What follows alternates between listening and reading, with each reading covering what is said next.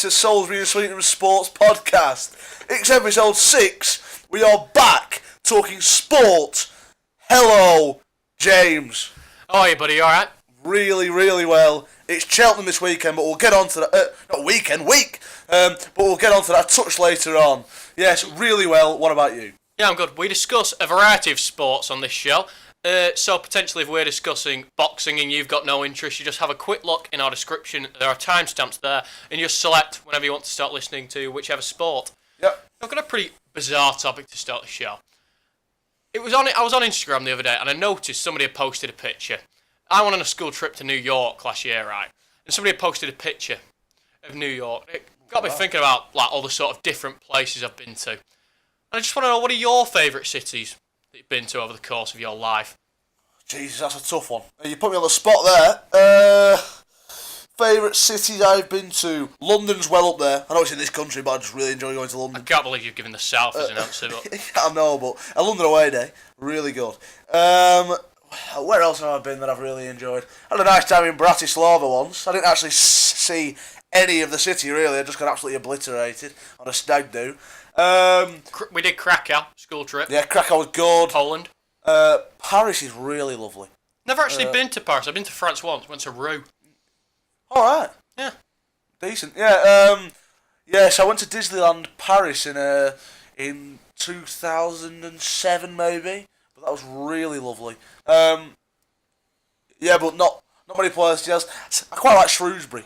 Shrewsbury? Yeah, Shropshire. Right in bizarre, yeah. Really nice. Well, this is basically what I want to say. I've been to quite a few places. San Diego, LA, nice places. Got plenty of cash, this lad, by the way. I'm not discussing my financial state. But yeah, I've been to a few nice places. Basically, I'm talking about this because I was thinking, I don't think there's anywhere in the world better than our home city.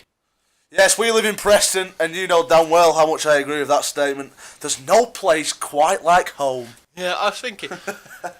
When I went to New York, I was sort of walking around and in Times Square, and it looks fantastic at sort of first glance, all the big billboards and everything. But ultimately, that's what they are. And the Statue of Liberty is just a big green statue. I remember the only place that really, took me, is sort of a place I'll remember for the rest of my life. On top of the Empire State Building, the views of all the New York skyline at night is truly, truly magnificent. But when you think about it, it doesn't matter where you go in the world. There's nothing better than being at home. Yeah, there's nothing better than home comforts. I completely agree. And yes, the views might be magnificent, but Preston is fantastic. So if you're listening outside of Preston, really come to Preston. You'll be taken aback by the life and soul, the warmth and wit of the city. Some lovely pubs, some lovely people, and some lovely restaurants is what I've gone for lastly. Yeah. Some lovely Indian cuisine. Right, yeah. Yeah. That's sort of my intro topic. Lovely. Moving on to the football, we're starting with a very, disgusting topic. Jamie Carragher has spat at a child and their father. I'm going to give you a bit of context. Of course, it was the Manchester derby, not the Manchester derby, Manchester United versus Liverpool at the weekend. And of course, United won 2-1. So, Jamie's probably not in the best of moods. He's driving home, and this man pulls up his car and starts saying, "Hey, 2-1, Jamie, 2-1. And so Jamie looks at him and spits at him. Is basically what happened. What's your take on the matter? I think you're a touch harsh when you say that Jamie Carragher has spat at a 14-year-old girl, but my opinion is... Quick one, it's on video. It's literally what he does. He spits at a 14-year-old girl. Yes, but to word it like that's slightly harsh, because... Okay, I'll see how you word it. It's quite harsh. It's harsh to spit at a 14-year-old, you're right. Not completely agree. I am not defending the action of Jamie Carragher spitting. However, Jamie Carragher was goaded by numerous cars on the motorway, and everybody loses their temper at some point. And that's no excuse. He just lost on Derby Day. It's obviously awful, no excuse. Spitting at someone is the lowest of the low. However, Jamie Carragher's fantastic at his job. I'd like to see him keep his job, but there's absolutely no excuse under the sun that could excuse his action. Oh, I agree with you. He's an excellent pundit. But I'll tell you who else was an excellent pundit. Alan Gray. And he lost his job as a pundit for something which I didn't think was anywhere near as bad. So if it's one rule for one, it's got to be one rule for the other. It's Andy Gray, but yeah. Sorry. What we're talking about Andy Gray. Yeah, I stumbled with the tongue there. Yeah, but you know what I mean. Take a bow, son. Yeah, he was an okay pundit, but like I've spoken about in other podcasts, women ought to be equal, and for Andy Gray and Richard Keys to be utterly sexist It was a hint. disgusting. I'd say a small hint of sexism isn't quite as bad as spitting in somebody's face. Hint of sexism. It was a hint. Well, he didn't say anything horrific. So what they said was, women can't do the job as effectively as men. That is sexist to me. No, they were just having a bit of a giggle, does you know the offside rule? Bit of a laugh. What Jamie's Sexist. done is basically assault. It is No, assault. Spitting in somebody's face is an act of assault. It's awful. It wasn't in the face. It was aimed at the face. No, it wasn't aimed at anywhere. You're lucky he's a centre-back and not a striker, or else it would have been pinpoint accuracy. Where have you got that from? You got that from Twitter, haven't you? I've not got that from Twitter. But what I did get from Twitter was that he was only actually asking for directions. Right, yeah. And Horrible anti-Scouse joke, but yeah. yeah, look, no, it's awful what he's done. But, look, he can be forgiven, surely. Well, we're going to find out in the coming days whether Sky Sports forgive him. I think he'll lose his job. They've suspended him, and we'll find out if he gets sacked permanently in the coming days, I suppose. I'd be surprised to see him keep his job, but, you know. Anyway, moving on to that game. United, 2-1 over Liverpool. Did you catch the game? I caught the first hour or so. United were completely in the ascendancy in the first half. Lukaku was causing all sorts of problems for Dejan Lovren. And Rashford, obviously, for Trent Alexander-Arnold. But as the game went on, Liverpool came into the game. Couple of penalty shouts. Not really for me. Scored, obviously, but I didn't watch all of the half an hour that I didn't catch live. But I watched the highlights over the course of the game. I'd suggest that United were worthy winners. Yeah, I thought it was a good finish from Rashford. Yeah, fantastic. Yeah. Yeah, big clash at the top of the Championship. Aston Villa gave Wolves a hiding 4-1. Yeah, because there's no real surprise for me, and you might say, he's only saying that because it happened. No, it's not the case. I've been a big advocate of Aston Villa all season. They were highly impressive when they came to Deepdale. I've not been as taken aback about Wolverhampton. However, they have absolutely ran away with this league, but they are starting to get pegged back now. So it will be interesting to see what the morale's like in that camp. I hope they do get pulled back because I had a little sportsman's punt with a lad from university, and that Wolves. How much money are we talking here? Only a £5. Oh, just like bragging rights type of bet. Yeah. Tenner, but yeah. Anyway, and that Wolves wouldn't get promoted. Now that seems inconceivable now, and it certainly did back then, but hopefully Aston Villa, Cardiff, etc. can start to pull them back, and Fulham are dark horses too. They're in scintillating form. Now, for the first time in a while, as an Arsenal fan, you had some positive news midweek. You did a job on AC Milan out in Italy, didn't you? For those that don't listen regularly, I'm going to have to point it again. Arsenal's the side I look at in the Premier League. I'm a Preston North End fan through and through, but Arsenal is the side, and they were absolutely magnificent on Thursday night in Milan, should I say. They absolutely murdered them. Only won 2-0, could have had about 12. But yeah, good signs for Arsenal. Hopefully they can go through in that tie, and they should be relatively comfortable now. Right, some big news just happened tonight. Southampton has sacked Mauricio Pellegrino. What do you think? I think it's coming, if I'm honest. The Saints came 8th last season, I think, under Claude Puel, and now they're in a bit of a dogfight down there.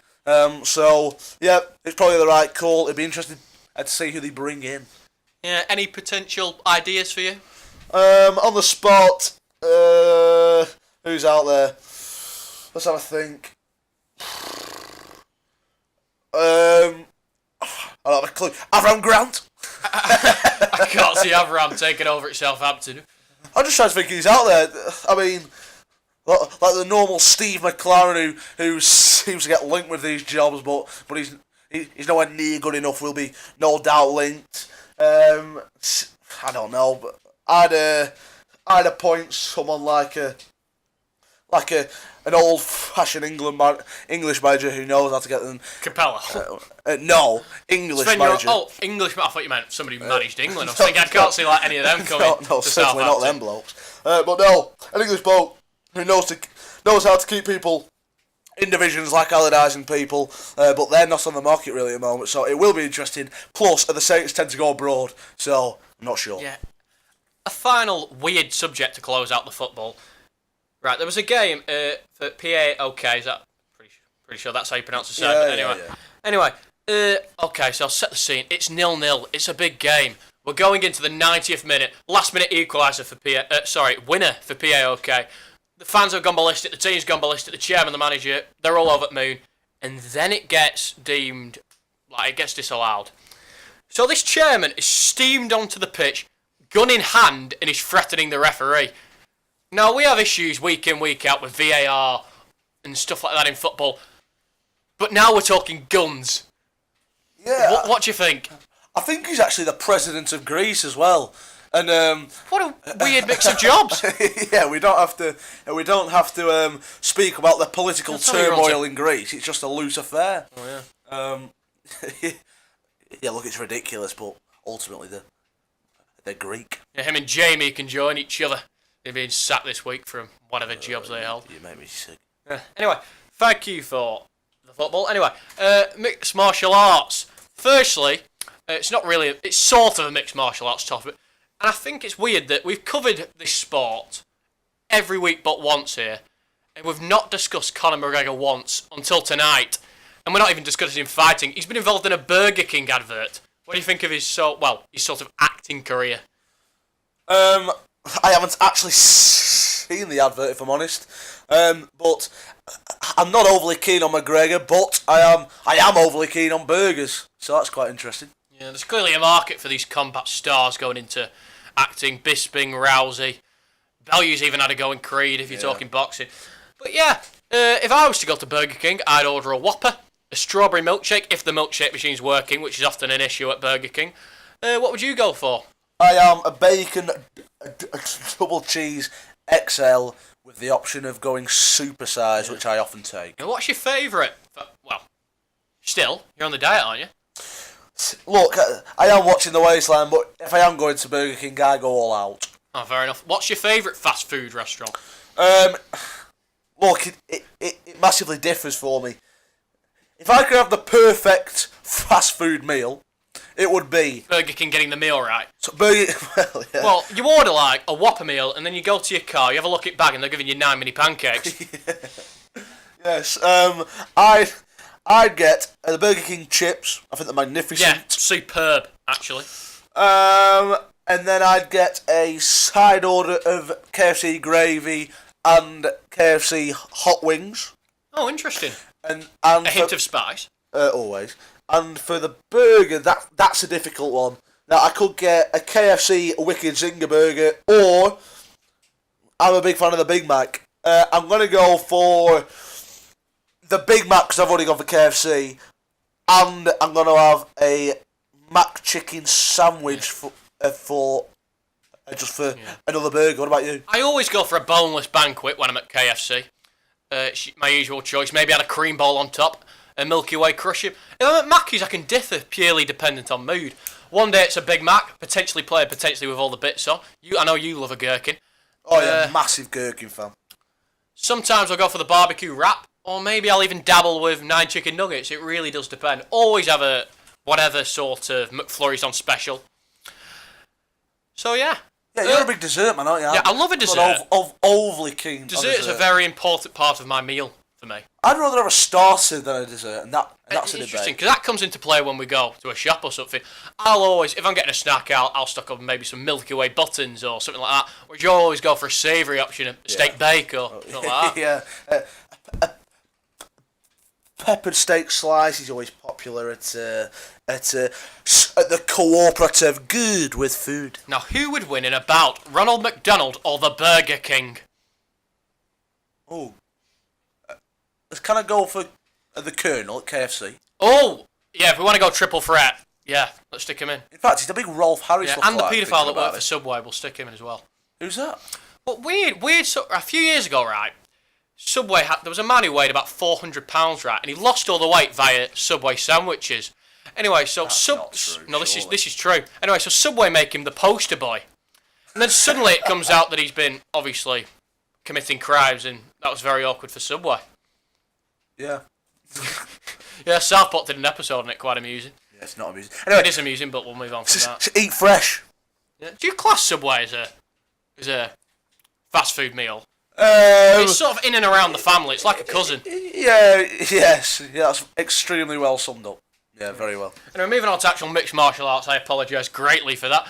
UFC London is back, and it's back. It's good to see the UFC in our country again, isn't it?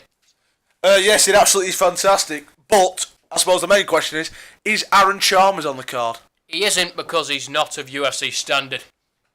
Well, I That is personally all. think he is. He's a knockout merchant. Please don't. Anyway, yeah, it's headlined by former world heavyweight champion Fabricio Verdum. He's taken on Alexander Volkov. Volkov's coming off that win against Stefan Struve, one of the better ones in his career. Fabricio, he's in a very difficult position because he's most certainly earned himself a title shot. However, he lost his title in such convincing fashion to Stipe Miocic. He's sort of treading water because the UFC don't want to make the fight again. It's going to be nice for the UK fans to get to see Fabricio. I think he probably gets the win against Alexander Volkov. Co-main event: Jimmy Manover versus Jan Blachowicz. It's a Polish Racist. name. It's tough to pronounce. No, that's genuinely his name. So anyway, yeah, that's a rematch. Jimmy won the first fight. He's one of our better fighters in this country. He's coming off that loss to Volkan Oezdemir, so it's going to be nice to see Jimmy back. Of course, very exciting fighter, big left hook. He's in and around the title shot at 205, light heavy. So, I like British fighters, mate. yeah, so would you like to, with a win here, Jimmy could be potentially considered for a world title shot, especially considering Daniel Cormier's up at heavyweight now. Would you like to see Jimmy get a shot at the title? Yeah, definitely. We need stars in the UFC from Britain. That's the only way it's going to go the extra step in terms of growth in this country. And it's good to see cars coming over here. Hopefully it can grow into quite a big sport over here, and we get more stars produced out of it. Yeah. So anyway, the final topic, UFC 224. The main event has been confirmed. The bantamweight title is on the line. Amanda Jamie Nunes. McDonald. It's not. It's Amanda Nunes versus Raquel Pennington. And for the first time in history, we are having an all-lesbian affair for the world title. And that's Is it on the cobbles? We'll have them on the cobbles, yeah. We'll take care of them. But yeah, it's the first time in history that's happened. So good luck to the both of them. May the best female fighter win. Just the best fighter, I suppose. Good luck to them both. No, they are female. They're Yeah. not. Yeah, they're not. They're not male. Yeah, I know, Playing but- that. You know what I mean? They're good fighters. Let them fight. So yeah, that's it for that. Darts was in Leeds this week, wasn't it? Yes, it was, and it was a really nice night of darts. It's nice to have it back after it got rained off. Sorry, not rained off, snowed off in Exeter. And the Beast from Leeds .2 is coming apparently. That's what I've heard. Is it now? So we're gonna have some more snow. Not this week, I hope. Oh, hopefully Cheltenham's off. Well, no, that would be obscene, wouldn't it? That would be absolutely awful. Yeah, but ITV4 would be gutted about that loss of ratings. But anyway, ITV1, by the way. it was on ITV4. Cheltenham. ITV4 for Cheltenham. It's the greatest show on turf, James. It's well and truly on ITV1. I'd literally rather watch a sports day. But anyway, I know you would. First game, MVG defeated Simon Whitlock 7-4. Of course, he had that magnificent start to the season, Simon. But he's had back-to-back losses now. What did you think of the game? Yeah, look, there's no disgrace in losing to MVG. When MVG wasn't at the races, Whitlock sort of kept up with him till I think it was 4-4, wasn't it? And then MVG sort of showed that extra turn of foot. Simon did actually and play rocked quite it. well, to be fair. Looked confident. He's a steady away Whitlock in the Premier League.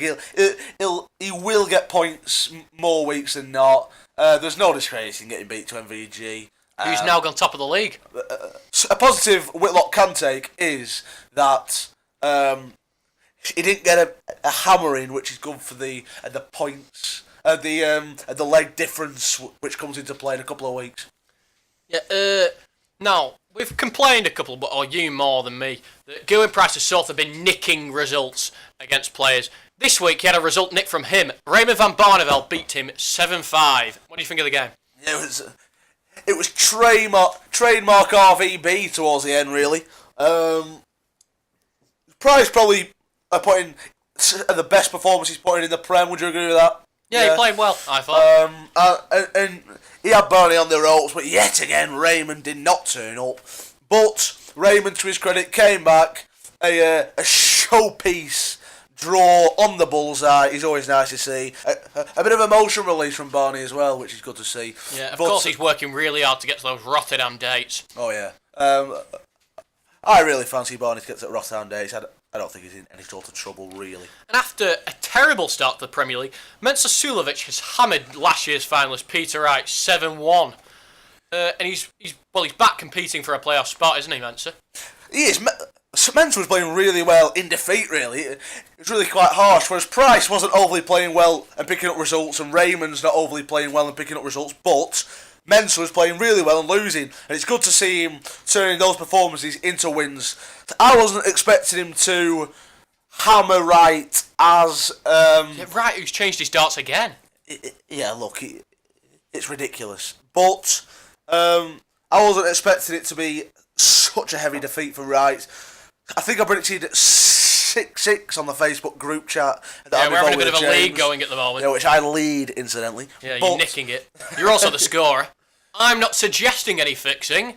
I'm merely saying it's a possibility. It's not a possibility because all the scoring method and all the results are on that group chat for everyone to witness. But anyway, we'll move on from that.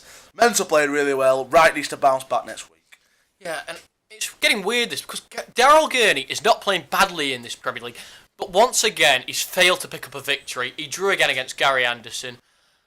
And are you beginning to feel like this just isn't going to be a good year for Daryl? No, I'm not actually. Gurney's scoring is phenomenal. It's absolutely fantastic.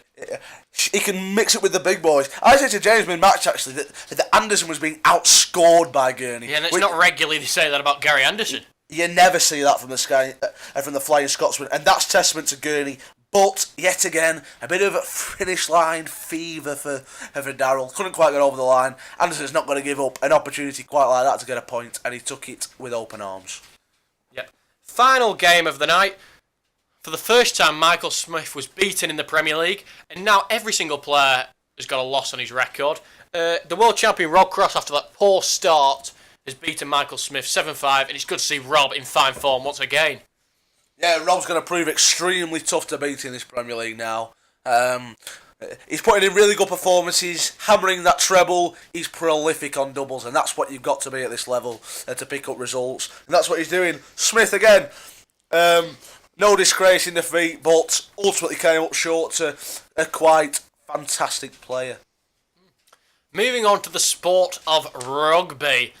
The Six Nations, although there's a week to go, Ireland have won the tournament, and as a quarter Irish myself, it's nice to see that Ireland have won.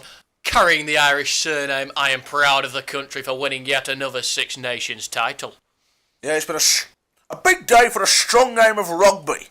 Anyway, I'm not overly keen on rugby. Lovely to see Ireland win. Not so lovely to see England lose. Yeah, England lost 22-16 to France, which gifted Ireland the victory. They beat Scotland 28-8, and Wales defeated Italy 38-14, so they were the results of the weekend. Well done to those lovely, strong men who are great role models to young rugby fans. Well done. Keep going over the try line and putting the ball down. Now, what a motivational speech that was. Anyway, so the table at the end of that was Ireland on 19 points, so won it done. Wales on 11, England on 10, France also on 10, your nation, Scotland on 8, and Italy, unfortunately, on 0. Yeah, so the Italians struggling yet again in this competition. It's interesting that England were tipped to absolutely walk the Six Nations, but... yeah, they haven't, and Eddie Jones, to me, the coach of England, is a bit of a stuck-up sort of person, and it's nice to see him get his comeuppance, but I'd like to see the England rugby team successful, but it's quite nice to see people get put in their place when their ego's too big. so, yeah. Yeah, we'll get on to Eddie in a minute. But yeah, the final game, well, more so, I mean. The final games are Italy versus Scotland, England versus Ireland. Ireland, of course, looking for the Grand Slam, 5 wins out of 5. And Wales versus France. So I just want to ask you, do you think Eddie Jones is a good coach? Do you rate him as a coach? Well, he clearly is a good coach. Look, I'm not going to claim to be a rugby expert but from where England were under Stuart Lancaster, I think the last coach was like losing to awful teams. But now they're back as an elite rugby nation, which is nice to see because they won the World Cup in 2003, didn't they? I'd really like to see them win a World Cup. Fantastic. The World Cup, of course, it's next year, isn't it? The World Cup of Rugby. Yeah, I think it is, yeah. I just want to ask you, of course, we talk on and on and on and on and on about sports stars, who we like, who we dislike, the performances we rate and we don't rate. I just want to ask you, in your life, have you experienced like a coach that really got the best out of you? Me? Yeah. As a sportsman? As a sportsman who's competed in sports such as football, cricket, etc. Quite simply, no. No? Nobody's got the best out of Adam Salisbury? There's still more to come?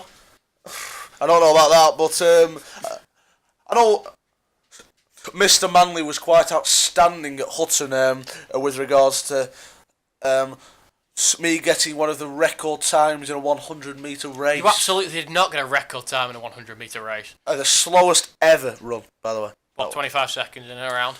I think I made 22 seconds and 19 was my greatest ever effort. What do you think you do now you're sort of on this diet?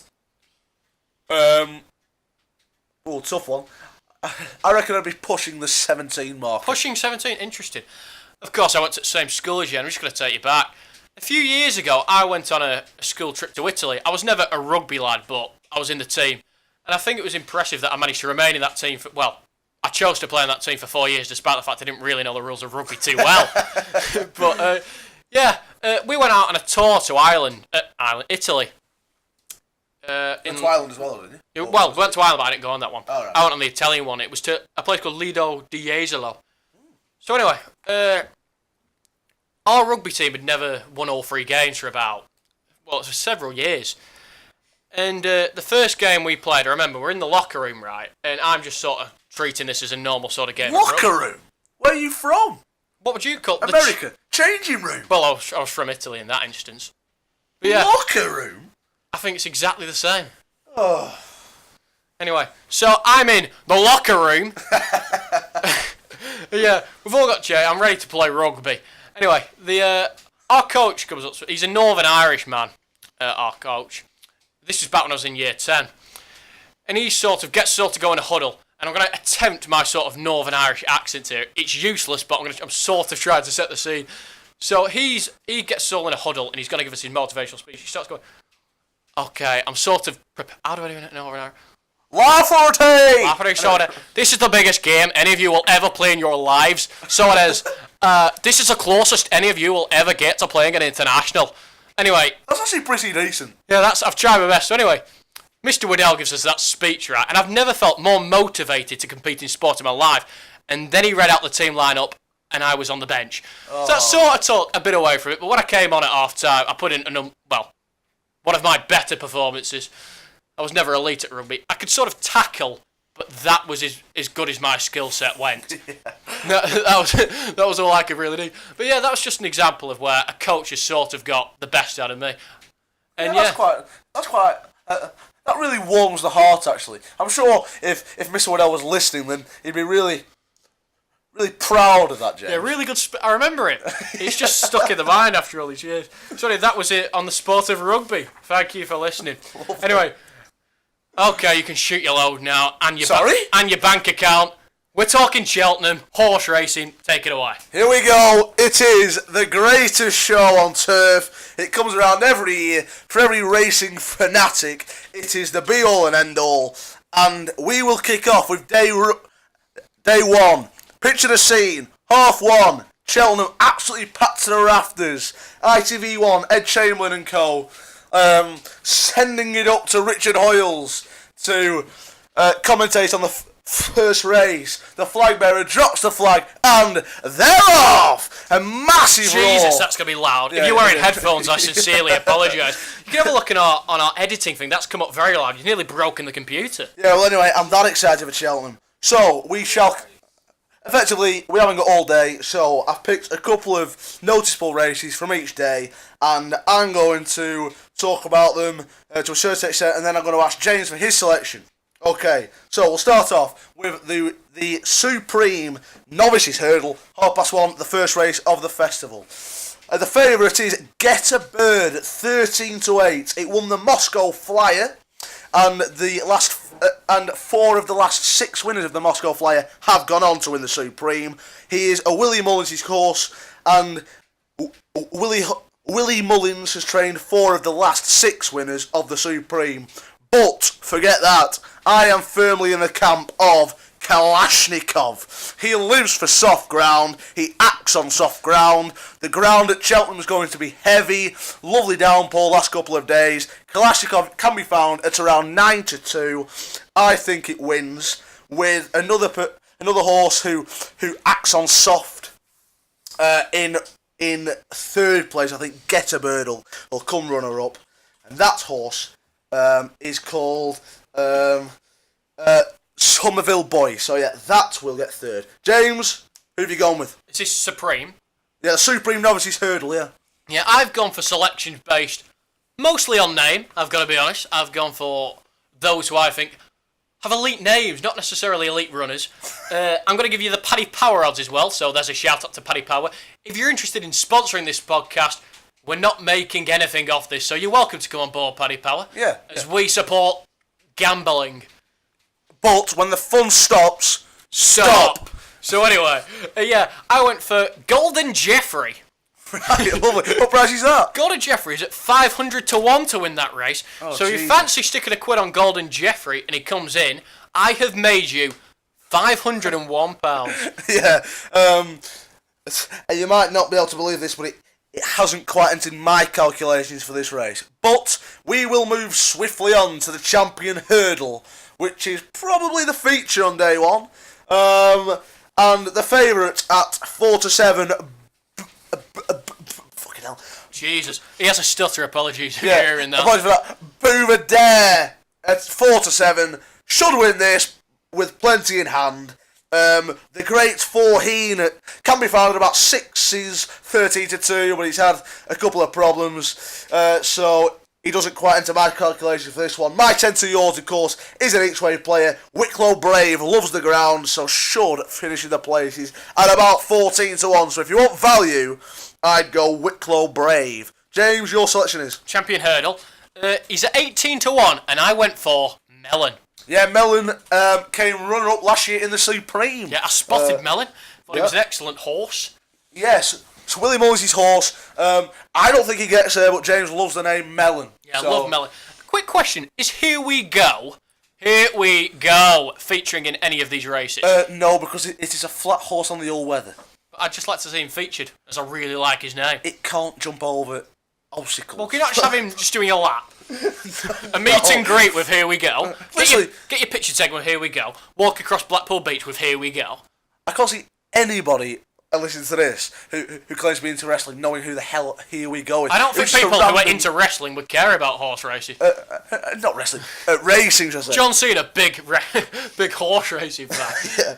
Anyway, let's move on to the Arkle. Footpad, 11-10 favourite. Say No More, wins it. Hiya Dave, I say it every week, but Petite Mouchoir isn't quite going to get there. It's going to lose to Footpad, although it did win last year, and not win last year, it defeated Footpad. Yeah, I'd love Dave Allen to be a regular listener of this show, like you're portraying him to be. It's absolutely livid that I've gone for Footpad, but no, it's interesting money for St Calvados, but I'll be honest, it's a dead cert Footpad at 11-10 / even money. James, who have you gone for in the Arkle? He's at evens, and I also went for Footpad. Yes. Yeah. Come on, Footpad. Yeah, believe in Footpad. Let's run quickly. Anyway. As a horse should do. But anyway, go on. And finally, on day one, the Mare's Hurdle. Again, I can't see the favourite getting beat. Apple's Jade It's going really nice. Well, I can see him getting beat, but we'll get on to that. Applesjay really ought to win and give Gordon Elliott his first win of the festival, most likely. So yeah, Applesjay can be found at about 4-7. Should win. James, have you gone for? Well, I like the velvet sounds of the Indian stream. I just thought, we could have some lovely meditation, just relax, feel the run, and then race the run, race the race, so to speak. And I fancy Indian stream to win, and he's at 100-1 if you fancy taking my useless advice. Okay, let's move swiftly on to day 2. Indian stream will be moving swift, but anyway, go on. Okay. The first race of day 2 is the Ballymore, and the Gazelle in equine form is the favourite, Sam Crow at 4-6. I'll be honest, I'd put my life on it. Market rival in next destination is about 7-2. I wasn't overly impressed with his performance at Nace at the start of January, so if it was to beat Sancro, I would literally do anything, any sort of punishment in the world. I'm going Sancro, and it wins easily. James? So we're on Ballymore. Yeah. Well, I agree. Sorry, I disagree. Completely disagree.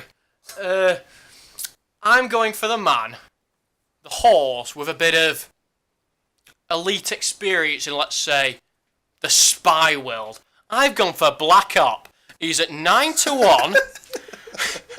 And I believe his experience in the FBI should be enough to see home this race. And if you're wondering, James is a frequent player of Call of Duty. So Yeah. add that into your calculations. Sort of. Obviously, I know the name of the game. I'm not a frequent player of Call of Duty. I used to play it here and there when I was younger. I was never elite at that game, though. It wasn't one that... Well, Call of Duty's good, but I was never unbelievable at it. I played it here and there. I sort of used to get bullied in online parties because I was borderline useless. My kill-to-death ratio wasn't brilliant.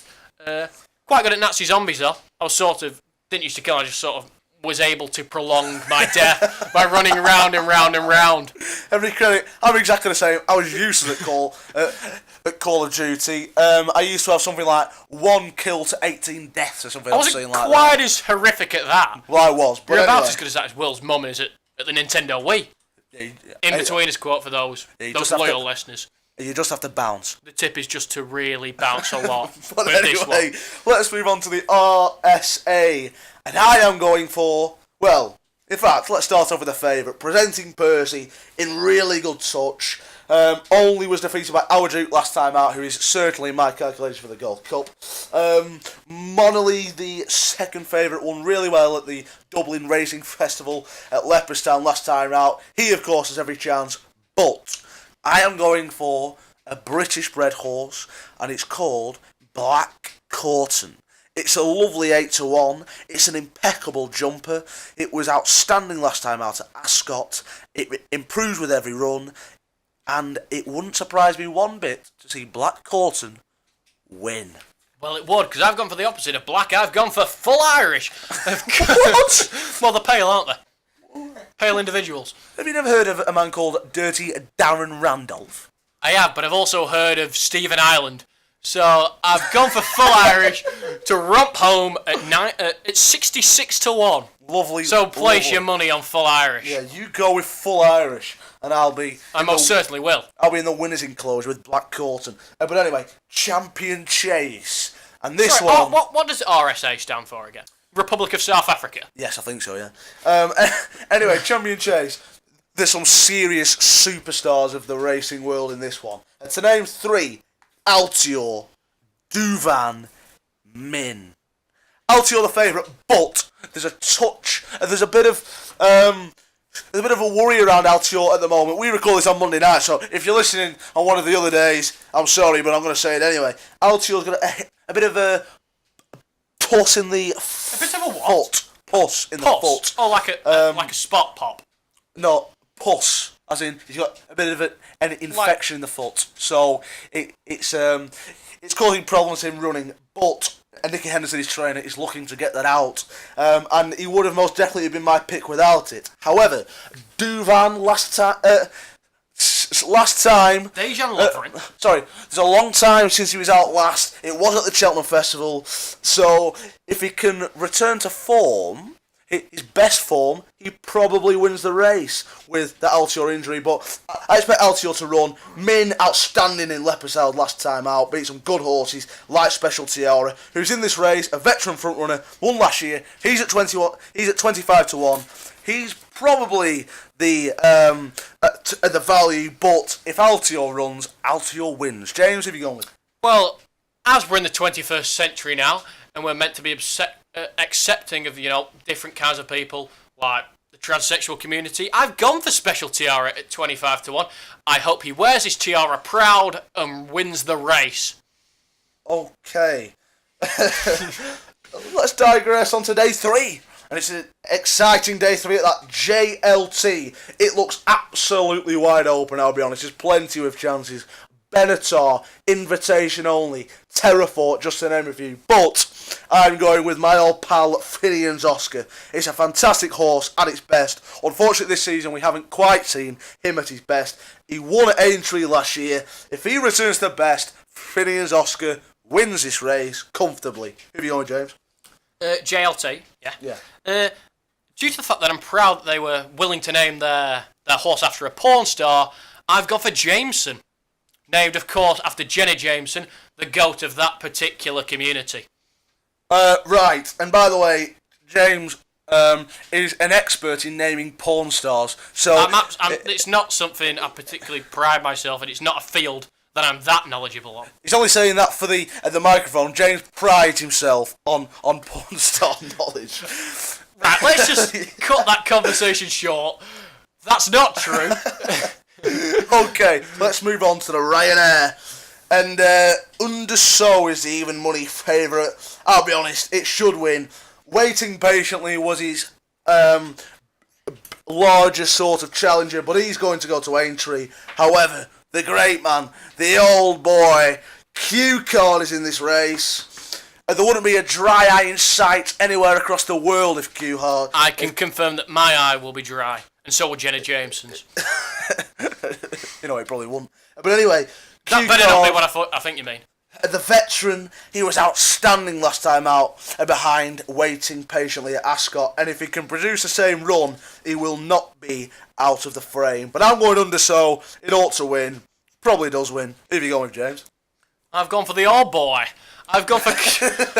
Oh, quick one, Jameson is 50 to 1, so there's some decent bucks. I'm sure she's made a lot of money in her career, and now she's trying to help you all out. So, Q-Card. He's at 5 to 1. I've gone with the veteran. Yeah, supposing Q-Card, he'll win the race. He really is a horse of the people, isn't he? James. As much as a horse can be one of the people, yeah. Yeah, good, right. Now then, Stayers Hurdle. Now this looks like a cracker. It looks absolutely wide open. Super Sunday at the dessert, not the Sunday afternoon soccer. It's a shame. Is the favourite. Won the Coral Cup here last year. But I am going to go for Sam Spinner. And by the way, James, the jockey's just come out of prison. A spinner called Swanee. No, not Graham Swan. Wait, the jockey's come out of prison, he's just jumped back on a horse? Yes, Joe Colliver lied about a drunken car crash.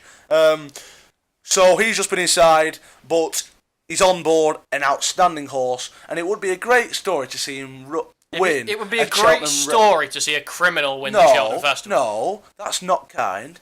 A criminal who was reconciled. What did he go down for? Lying about a drunken car crash. So he's driving under the influence? No, he wasn't. He's covering up for people who are driving under the influence. He just merely backed a friend up. Look, DUI isn't something to be taken lightly. It costs people their lives. Okay. Anyway, but so back to the horses. Sam Spinner defeated Lammy Sears last time out. You know what I mean, Harry. And they're certainly not without chances in this race. Yanworth's really interesting. He's been over fences all year. He's returned to hurdles. So we all know how good Yanworth is over hurdles. If he's back to hurdling best, there is no chance that anybody beats him. But I don't think he will be. So I'm going Sam Spinner. Who wins, James? The Stayers Hurdle. I'm a fan of Sean Pegg for his work on films such as Paul, Run Fat Boy Run. Shaun of the Dead. Simon Pegg. I'm messing up with names tonight. It's the second time I've done that. Just poor on first names tonight. Was he not on Run Fat Boy Roy? Run. He was, yeah. Yeah. I said that. So what do you mean poor on names? I got his name wrong, apparently. Oh, right, did you? It's Simon Pegg, apparently. I said Sean. All right. Anyway, I'm a fan of Mr. Pegg, whether his name is Sean, Simon, Pegg. Sean, Simon, or Delilah. I'm a fan of Mr. Pegg. So yeah, I've gone for The World's End, another one of his brilliant movies. That's at 20-1. Yeah, so that's what I've gone for. I'm pretty sure it's a doubt for the race, but hopefully it runs. Well, if it does run, it'll win. Okay, good. Now, at the final day, with regret, let's talk the Triumph Hurdle. Yeah, with regret, because you'll be minus about 2,000 in your account. No, I won't, because I'm not punting as much as last year, which was a car crash. That's probably a lie, but go on. However, the Triumph Hurdle... In fact, what was your betting outcome for that? Minus what? Well, last year, it was a difficult year, but in the weeks after Cheltenham was quite successful, so it swings in roundabouts in this game. But Apple Shakira's a 9-4 favourite, of course. Shakira? A major player. Well, of course, that horse's hips don't lie. Unbeaten. The one to beat in this particular one. Radisha's the second favourite, returned really well last time out, won really convincingly. We Have a Dream is a major out for this race, which is a real shame, because he's in really good nick, and Nicky Henderson's eggs will firmly be in Apple Shakira's basket now, and I'm going to back Apple Shakira. I think it wins at 9-4. And I imagine Gerard Piqué will also be backing that particular horse. On the back of it, bro. But anyway, go on, what you got? Sorry, that's the trap hurdle, isn't it? It's at 8-1, and I've gone back to my Irish heritage. I've gone for Stormy Island, I thought.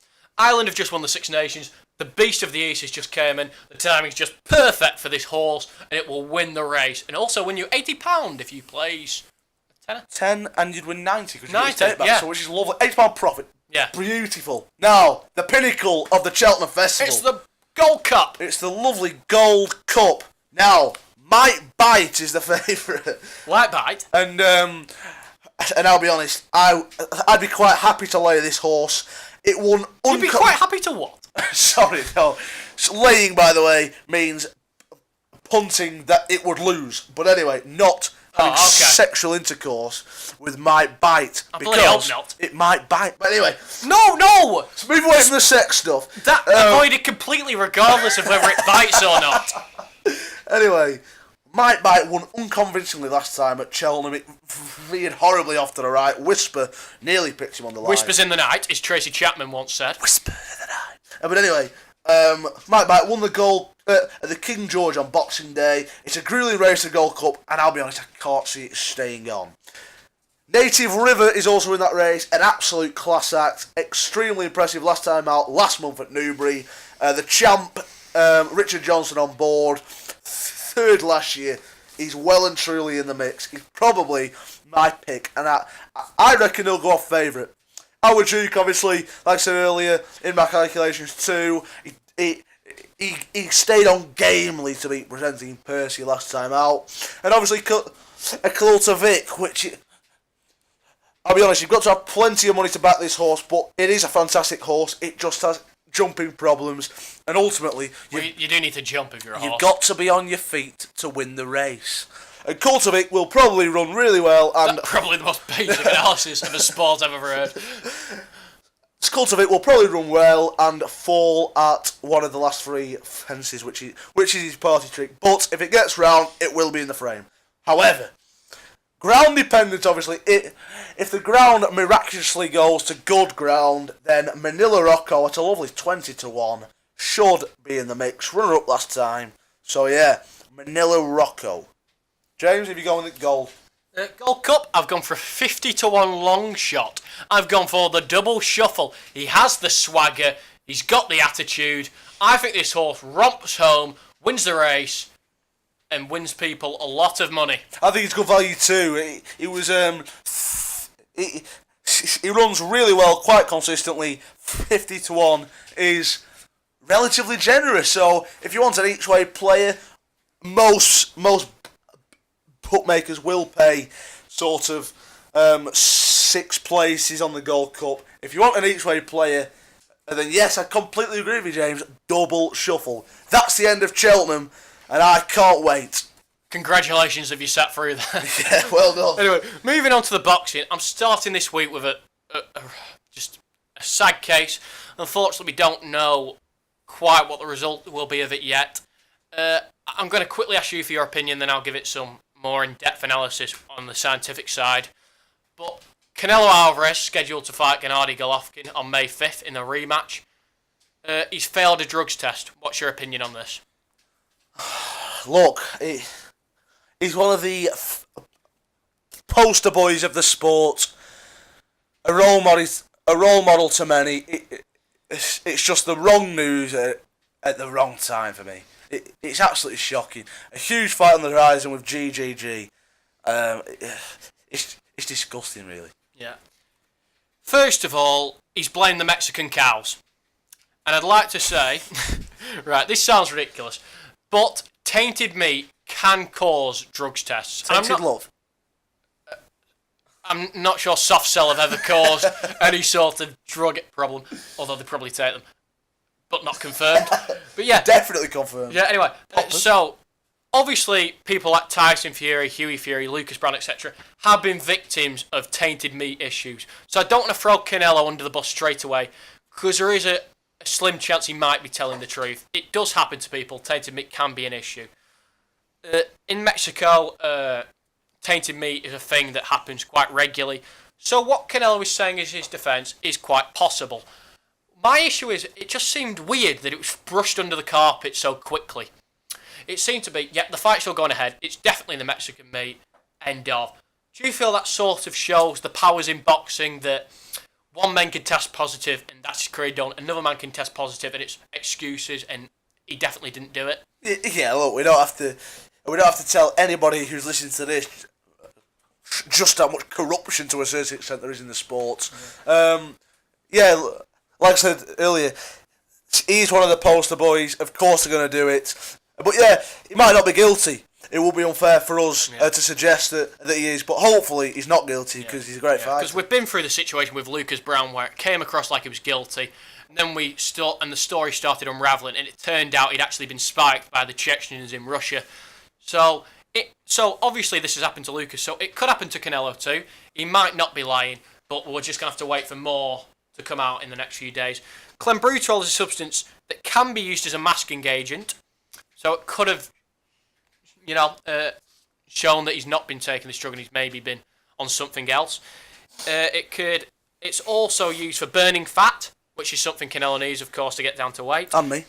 Well, you could use a bit of clenbuterol, and you're not necessarily an athlete at the moment. You're not being tested, so you could probably get away with using it. Yeah, I suppose. I'm not sure how you get your hands on clenbuterol, but yeah. Anyway, it also helps with building muscle. He's a heavily muscular man, Canelo Alvarez, and it also helps with easy breathing, which I thought was extremely interesting.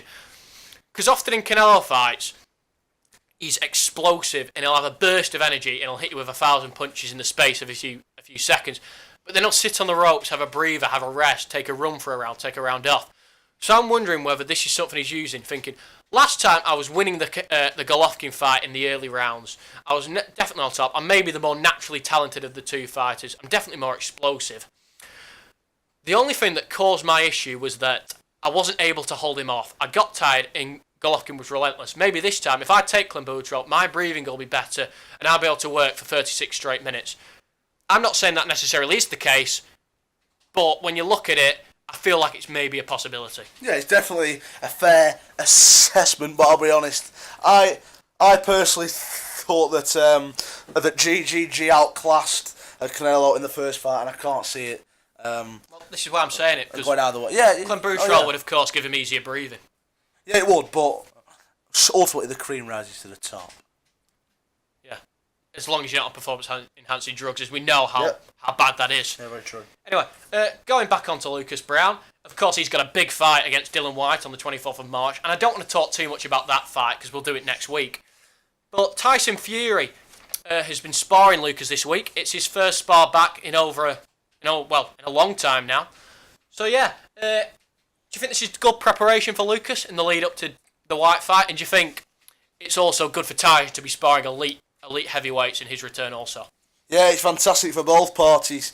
I mean, there's not a better there's not a better heavyweight on the planet than Tyson Fury at 100%. And obviously he's not at 100%, but it's really good that he's trying to get some rounds in against who is a classy operator ultimately. Good, Lucas. In the world of boxing. So yeah, it's great for both parties. I'm sure Tyson schooled him though. Well, from the basic quotes I heard was that Lucas said that Tyson uses his reach excellently, he moves well. These are all things we know, of course. But Lucas said he had a trick or two up his sleeve as well. Tyson was very complimentary about Lucas. I got the impression it was about a 50-50 spar. That could be wrong. Of course, if they were both fully fit, you'd say Tyson would get the better of that fight. 100%. But of course, Tyson is still coming back from a huge weight loss. So I imagine that the spar was probably a 50-50 affair. Yeah, right, I'd agree with that. Yeah. Two slightly less charismatic heavyweights, I don't want to say. I don't want to be too mean. I'm just showing off what we saw in the Gloves Are Off the other day. Anthony Joshua and Joseph Parker sat down to do the Gloves Are Off interview. This is basically a concept where the two men sit in a darkened room with Johnny Nelson. That doesn't sound brilliant when I say it out of context. No, but it's not racist. Not racist, I just meant you don't want to be in a dark room with Johnny Nelson, necessarily.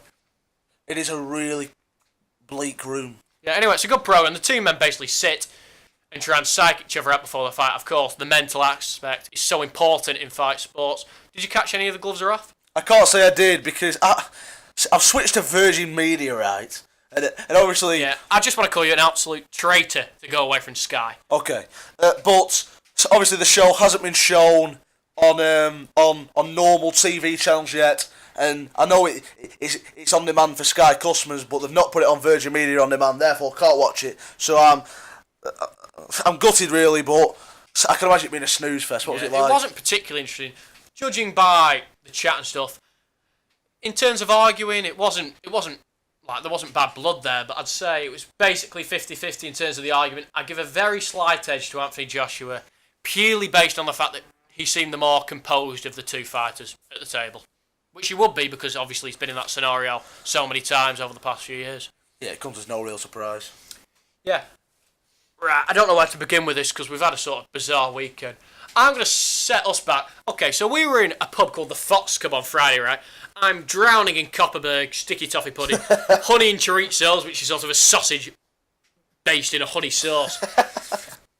And we were Which carries a kick, by the way. Carries a real kick, you'd be surprised. Yeah. But anyway, we were really looking forward to Scott Quigg versus Oscar Valdez this weekend. Of course, we're both big Scott Quigg fans.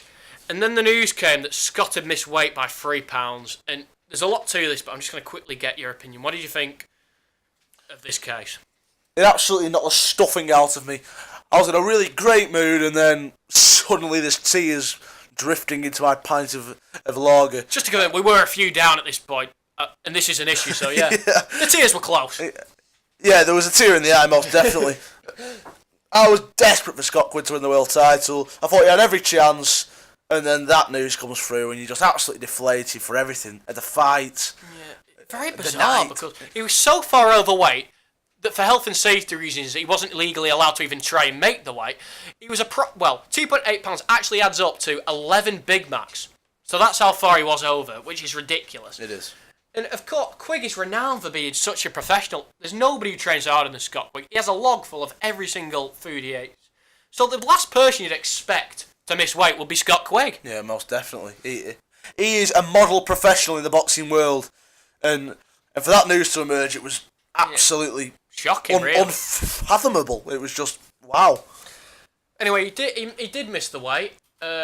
We then found out that there was rumours of a fractured foot, which were confirmed to be true, and that sort of prevented him from doing his road work, which he likes to do, and stopped him from making weight. And I love Scott, but it can't be one rule for one and wrong for another. So I'm going to have to say that it was unacceptable. Oh, massively unacceptable, yeah. No, I completely agree. And there's nothing worse, looking forward to a fight, and then a fighter misses the weight, and it takes the whole spectacle out of it.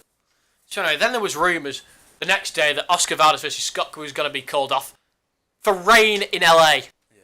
I can't believe it. Rain in LA was going to ruin a fight. If you're a promoter and it rains in LA, you've really had a bad luck of the draw. But anyway, the fight went ahead. It was in the rain. Quigg and Valdez met in the centre ring, and what a great fight it was. Yes, I saw a great tweet after the fight. It went something like, Scott Quigg let himself down on the Friday night, but could be immensely proud of his performance on the Saturday night, because it was an outstanding performance from both men, really. It made for a fantastic fight, and both men broke facial bones. Yeah. Scott with it. I didn't think, with all due respect to Scott, I didn't think his nose could be any worse than it already was. But he sort of looked like the Elephant Man by the end of the fight. He was in bits. Andy fought on, of course, which shows what a warrior he is. And Oscar Valdez fought on with a broken jaw. Yeah, it's great to see. And Quigg obviously had a broken jaw in the Frampton fight, so he's a real warrior, Scott Quigg. He had his moments in the fight as well. He could have knocked him out in the 5th and 11th. Yeah, he had Valdez rocked on 2 occasions. Yeah. But yeah, I was sort of thinking before the fight, I love Scott, but it would be such a shame to see Oscar lose his world title in these sort of circumstances. If Scott had won the fight, then the belt would have been made vacant. But when the fight actually started, my emotion took over, and I couldn't help but support Scott. Were you in a similar boat? Yeah, most definitely. I've been out in Liverpool all night, and I was a couple down as well, so I was really passionate for Scott Quigg and really waking people up on him. Yeah, they had an absolute war. It was a very close fight. I thought the commentary and scoring was extremely harsh on Scott, because I felt he was in every single round. Yeah, I don't like Matthew Macklin. Complete clown. That's all I have to say on the matter.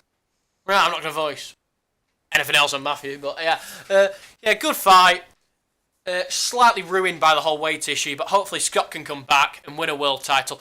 Unfortunately, when you look at that division, the world champions, Abner Mares, Leo Santa Cruz, Oscar Valdez, Lee Selby, and Gary Russell, it's a very tough division to pick up a world title, isn't it? Yeah, it is, but Scott Quigg is a very good win on anybody's resume, so there's still some huge fights out there for Scott Quigg. Moving on the undercard, the heavyweight sensation, Andy Ruiz, were back. And if you look at Andy, you'd assume this man is useless. You look at him, he's this massive, massive man, like borderline morbidly obese. In fact, not even borderline, he's a big guy. But anyway, you'd be surprised because he actually has the quickest hands in heavyweight boxing. It's unbelievable. He fought Joseph Parker for the world title last December.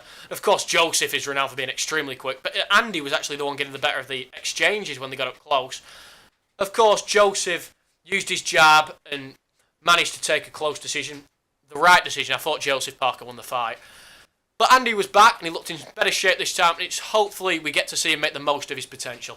Yeah, it's good to see Ruiz back. He caused Parker problems, and there's no doubt he can cause any heavyweight on the planet really problems. So it's good to see Ruiz back, and hopefully some big fights in the future. Yeah, Mikey Garcia successfully became a 4-weight world champion at the weekend, and what an achievement that is. Yeah, he's an absolute class act in the ring. He's absolutely outstanding. It comes as no surprise he's a 4-weight champ because of how good he is.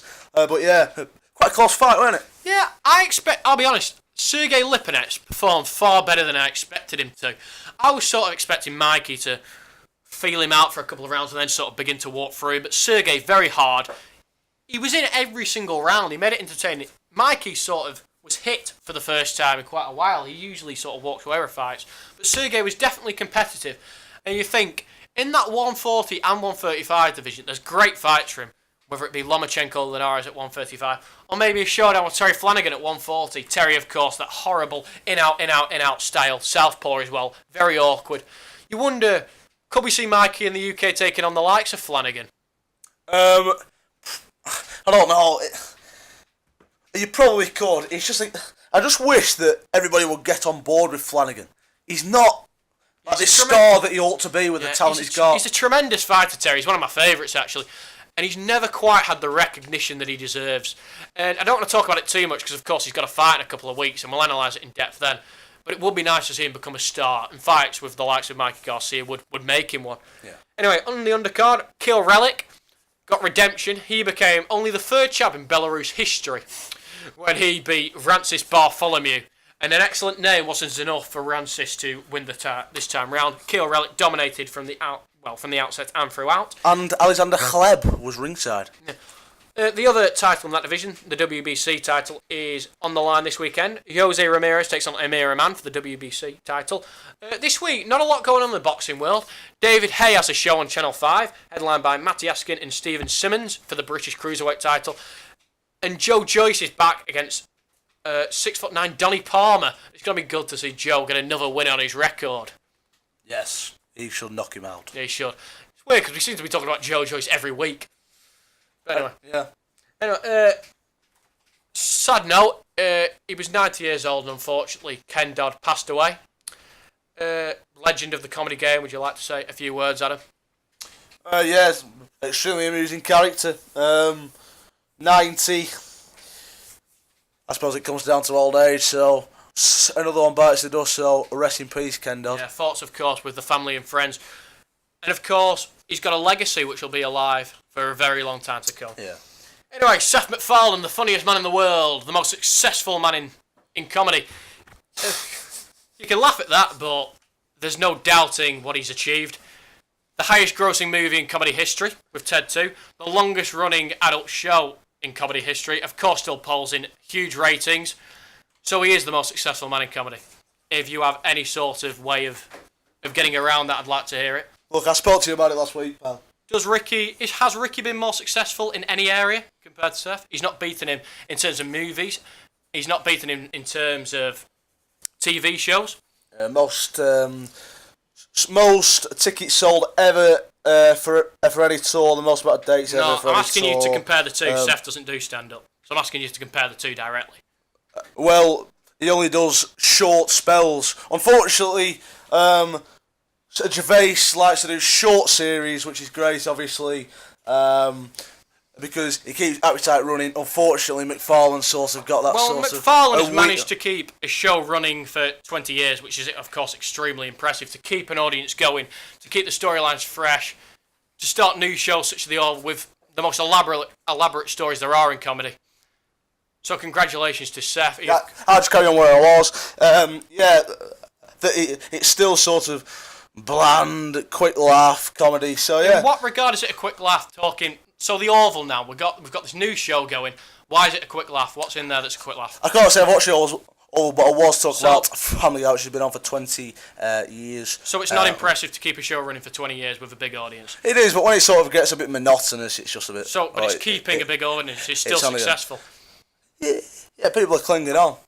Are they clinging on? So he's got all these new shows which are still getting huge views. We're talking about Family Guy, though. No, I'm talking about Seth MacFarlane. I'm talking that he has the most successful movies in comedy history. So how can he not be the most successful man in comedy? Hold on. Okay, in comedy TV...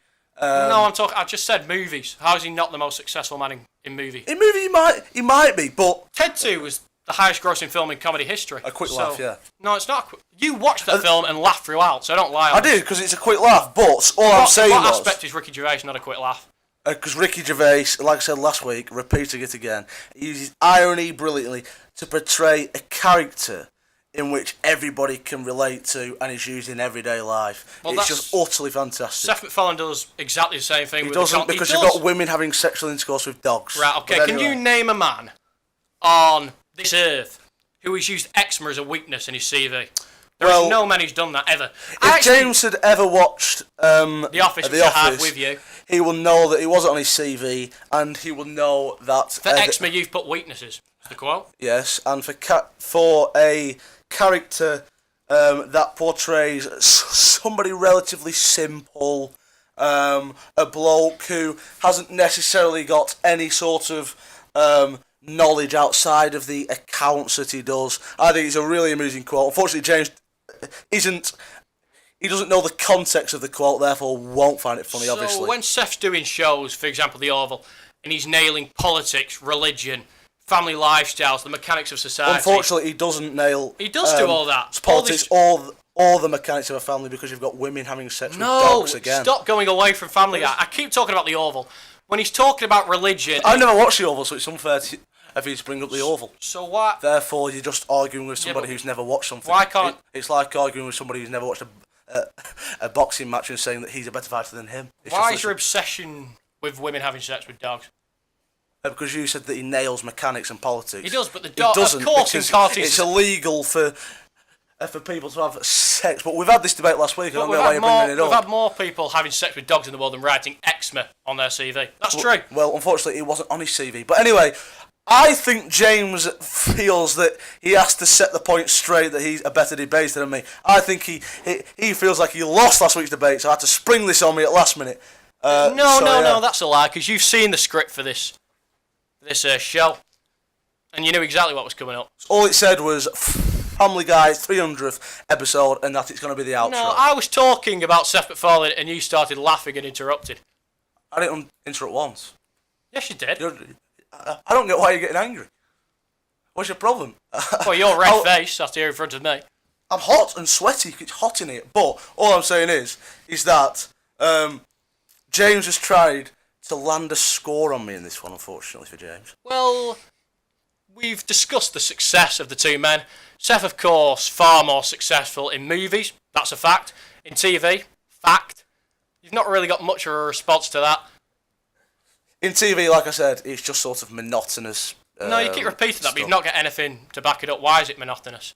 Because it's just the same old jokes for year in, episode. Okay, what sort of same jokes are there? Out. It's just quick laughs. Why is it? No, but Ricky Gervais is a quick laugh. He's not a quick laugh. It is a quick laugh. It's very. I've watched the video. It's very basic, very subdued. People at home must be really sort of pulling their hair out because this ought to be done already. But it's not a quick laugh because he uses such. He uses the mechanics of society beautifully. That is Nicky, my quote. It's not, because Seth knows the mechanics well. Everything's based around family, politics, religion, etc. It's not quick laughs. It's not basic fart jokes. It's elaborate. Jokes. Well, that'd be basic, wouldn't it? Basic fart, sex, etc. All basic stuff. He doesn't do that. He discusses religion. He discusses politics. Why are subjects based on religion and politics quick laughs? He does frequently joke about sex. No, answer my question, please. He jokes about, again, women having sex with dogs. Answer my question. Answer my question. So what was the question? Why is religion and politics quick laughs when they're the main subjects of a lot of his jokes? Why is it a quick laugh? But how are they not quick laughs? Why is that a quick laugh? Because he's mocking politics, therefore can humour people quickly and easily. You have to be intelligent to know the mechanics of politics, you don't have to be intelligent to well, Ricky's very basic. It's just talking very subdued, very quiet, and then throwing in a shock to try and get the audience offhand and make a laugh. That's the case at all. Very basic, very easy. I really don't think that's the case at all. Anyway, Seth's success shows through one of the most talented men on this planet. And of course, he proves again why he's the most successful man with his 300th episode of his show. Congratulations to him. Good luck for Series 2 of The Oval. Good luck for another few seasons of Family Guy. Well done, Seth. Congratulations. To play you out, it is the theme. It seems today that all you see is violence in movies and sex on TV. But where are those good old-fashioned values on which we used to rely? Oh, lucky there's a Family Guy. It's lucky there's a man who positively can do all the things that make us laugh and cry. Oh, he